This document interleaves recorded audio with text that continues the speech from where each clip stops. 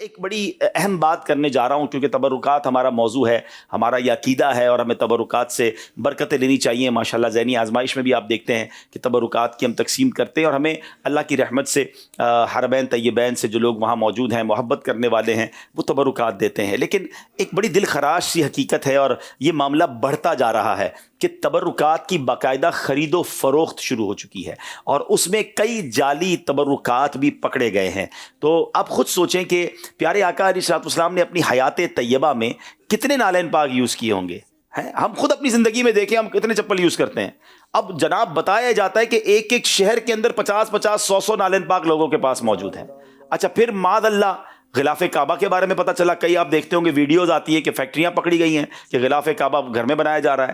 تو معاذ اللہ ان لوگوں کو شرم نہیں آتی جو مسلمانوں کی عقیدتوں سے کھیلتے ہیں۔ مگر یہاں کچھ ہمارا بھی قصور ہے کہ پیسے دے کر، قیمتی بہت ہزاروں لاکھوں روپے دے کر لوگ یہ تبرکات خریدتے ہیں تو ان کی عقیدتوں کا یہ گویا سودا کیا جا رہا ہے۔ تو برائے کرم یہاں میں ایک عرض کرنا چاہوں گا کہ یہ خرید و فروخت جو ہمارے اسلام میں کر رہے ہیں یا تبرکات خریدتے ہیں، اس کو آپ چھوڑ دیں۔ آپ خریدنا بند کر دیں گے تو یہ ظالم یہ ظلم کرنا چھوڑ دیں گے۔ ہاں آپ کو کوئی عقیدت کے ساتھ واقعی صحیح جگہ سے تبرک ملتا ہے تو آپ کے نصیب ہے، ماشاءاللہ بہت اچھی بات ہے۔ تبرکات کا ادب بالکل کرنا ہے، اس کی زیارت بھی کرنی ہے، اس پر درود بھی پڑھنا ہے ان کے پاس جا کر۔ اور ایک اور یاد رکھیں بات، اگر کسی کے پاس معاذ اللہ اگر کوئی جعلی تبرک آ بھی گیا ہے، اسے نہیں پتا، اس نے تو عقیدت سے رکھا ہے، اس کی تعظیم کر رہا ہے، تو اس کو انشاءاللہ ثواب ملے گا۔ وہ ظلم اس نے کیا جس نے یہ کیا، لیکن کہتے نا اگر جینے کی تمنا ہے تو کچھ پہچان پیدا کر، اور یہ کاروبار اب بہت بڑھتا جا رہا ہے۔ تو برائے کرم ان چیزوں سے ہوشیار رہیے۔ اور الحمدللہ ہمارے پاس جو تبرکات ہوتے ہیں وہ ہمیں پتہ ہے ہم کہاں سے لیتے ہیں۔ آپ نے دیکھا ہوگا کہ ہم تو چند دھاگے یا چھوٹے چھوٹے پیس دے رہے ہوتے ہیں،